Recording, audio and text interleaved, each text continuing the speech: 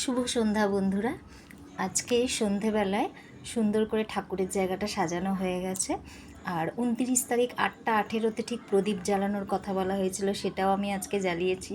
জানি না কি হবে কি হবে না সেটা বুঝি না, ঈশ্বরের জন্য প্রার্থনা করেছি ব্যাস, ঈশ্বরের কাছে আমাদের জন্য, সকলের জন্য।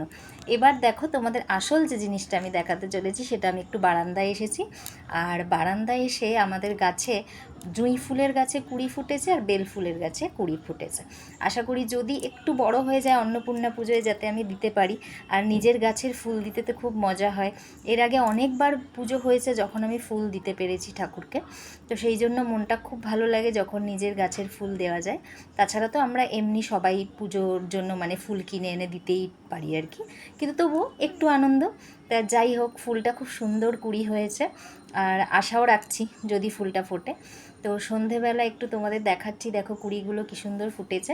তারপর যখন ফুল হবে আর আমি পুজো করব, তখন তো আমি তোমাদের এই ভিডিও শেয়ার করব অবশ্যই। আর এখন তো প্রচণ্ড গরম পড়েছে, গরমে মানে টাকা দায় হয়ে যাচ্ছে, এতটাই কষ্টদায়ক। তবুও একটু বারান্দায় আসলে একটু স্বস্তি, একটু হাওয়া পাওয়া যায়। আর এই ফুলগুলো দেখে কিন্তু ভীষণ ভালো লাগছে।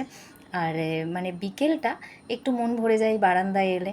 সন্ধে টন্ধে দেওয়া হয়ে গেছে, তাই তোমাদের সাথে একটু শেয়ার করলাম। ওকে।